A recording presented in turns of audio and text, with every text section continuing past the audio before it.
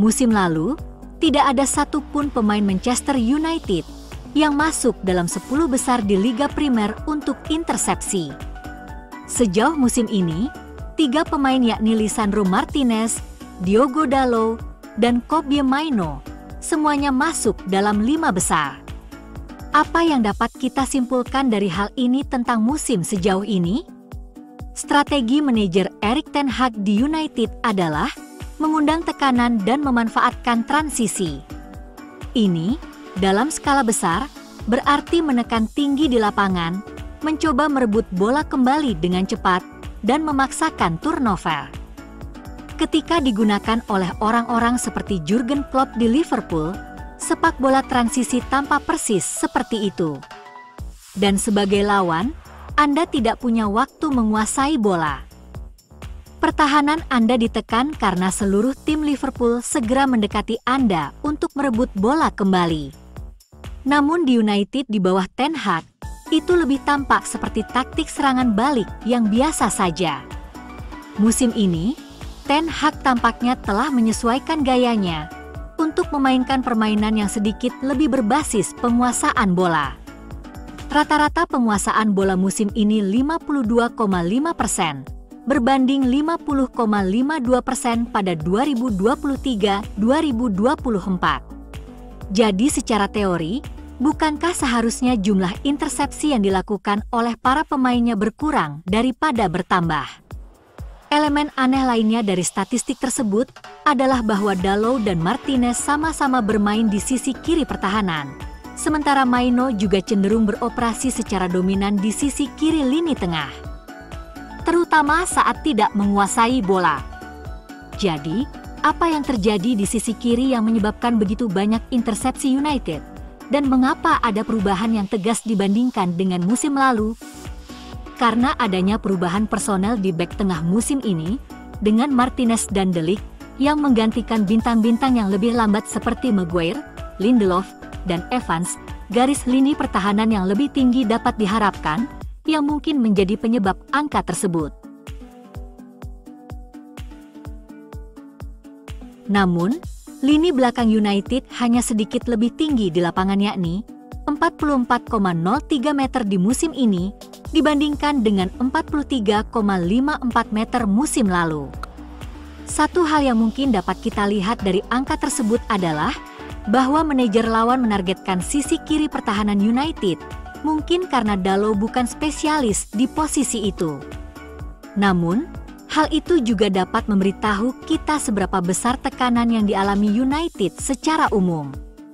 Melihat statistik tim secara keseluruhan, United telah melakukan intersepsi terbanyak di seluruh liga, 88 sejauh musim ini. Musim lalu, mereka melakukan intersepsi terbanyak ke-11. Mereka juga melakukan tackle terbanyak, 156. Musim lalu, mereka melakukan tackle terbanyak ke-12. Ten Hag mengklaim bahwa United sedang membuat kemajuan. Faktanya, banyak yang berpendapat bahwa performa buruk para bek MU adalah alasan posisi United yang rendah di liga dan tidak adil untuk menyalahkan manajer. Namun, angka-angka ini menceritakan kisah yang berbeda. Pertahanan United memimpin liga untuk intersepsi dan tackle. Jadi di mana posisi tim mereka di klasemen liga jika mereka tidak begitu sukses dalam aksi pertahanan tersebut? Menjadi tanda kemajuan?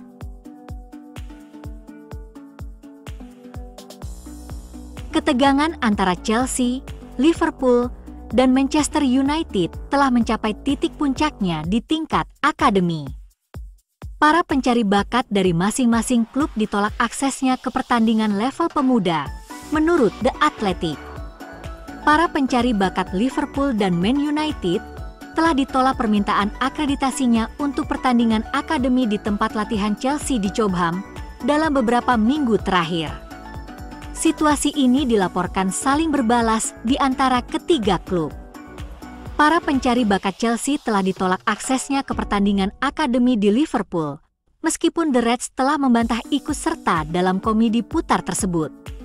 Namun, Mereka telah mengindikasikan bahwa setiap permohonan dari para pencari bakat Chelsea untuk menonton pertandingan akademi di Liverpool di masa mendatang kemungkinan akan ditolak sebagai bentuk pembalasan. Chelsea adalah yang pertama membatasi akses lawan ke pertandingan akademi, meskipun orang dalam telah membantah tuduhan tersebut. The Blues memulai pembatasan tersebut sebagai tanggapan atas kehilangan bakat muda berusia 16 tahun yang menjanjikan, Rio Mumoha, ke Liverpool musim panas lalu. Pemain berbakat Inggris itu dianggap sebagai salah satu talenta paling cemerlang yang muncul dari Cobham dalam beberapa tahun terakhir. Tetapi Liverpool memanfaatkan keinginan pemain muda itu untuk mencari tantangan baru guna menariknya pergi. The Reds mengalahkan United dalam mendapatkan tanda tangan Mumoha, dan kepindahan itu melewati proses peninjauan 5 langkah Liga Primer yang memastikan tidak ada pelanggaran. Meskipun ketegangan meningkat, tidak satu pun dari 3 klub itu secara resmi melarang klub lain mengakses pertandingan akademi mereka. Peraturan Liga Primer tentang pengembangan pemain muda menyatakan bahwa klub harus mengizinkan pencari bakat lawan untuk menghadiri pertandingan akademi asalkan mereka diberitahu paling lambat tengah hari pada hari kerja terakhir sebelum pertandingan dan menunjukkan identitas yang sah. Perwakilan dari Chelsea, Liverpool, dan United mengadakan diskusi minggu lalu untuk mencoba menyelesaikan masalah tersebut, tetapi belum ada kesepakatan yang dicapai.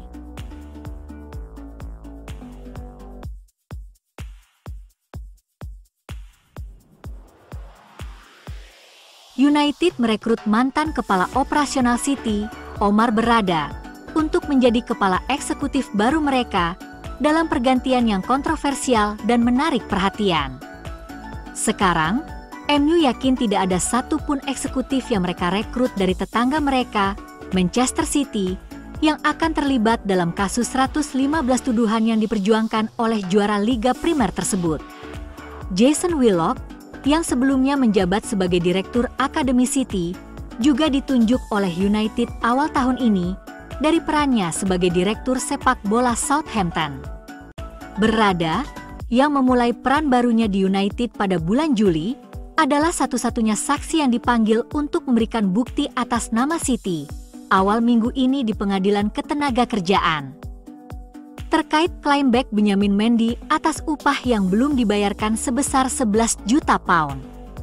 Hal itu meningkatkan prospek Berrada juga dipanggil untuk memberikan bukti dalam kasus Liga Primer melawan City, dengan pemenang 4 gelar berturut-turut itu, menghadapi tuduhan yang berkaitan dengan dugaan pelanggaran peraturan keuangan dan gagal bekerja sama dengan penyelidikan.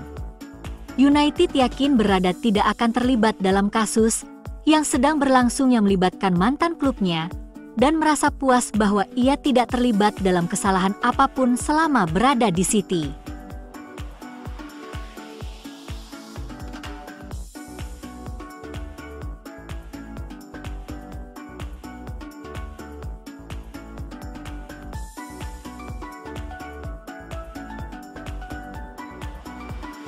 Xabi Alonso menjadi pilihan banyak supporter Liverpool sebagai pelatih ideal untuk menggantikan Jurgen Klopp setelah pengunduran dirinya. Ex-gelandang tersebut memilih untuk menolak tawaran dari Anfield demi tetap menjadi pelatih Bayer Leverkusen. Liverpool malah merekrut Arne Slot, dan pelatih asal Belanda tersebut mengawali karirnya dengan sangat baik di ruang ganti, menghapus rasa frustrasi para supporter karena kehilangan Alonso. Kabarnya, Man United malah gagal untuk meyakinkan kandidat yang lebih berkualitas daripada Erik ten Hag, membuat mereka tetap percaya pada mantan manajer Ajax tersebut. Namun, menurut Sami Mokbel dari Mail, ada upaya untuk menunjuk Alonso sebagai pengganti ten Hag.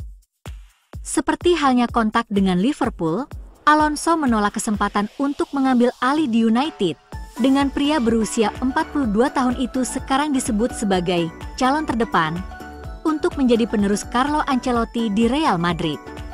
Ancelotti memasuki 18 bulan terakhir kontraknya di Bernabeu pada usia 65 tahun.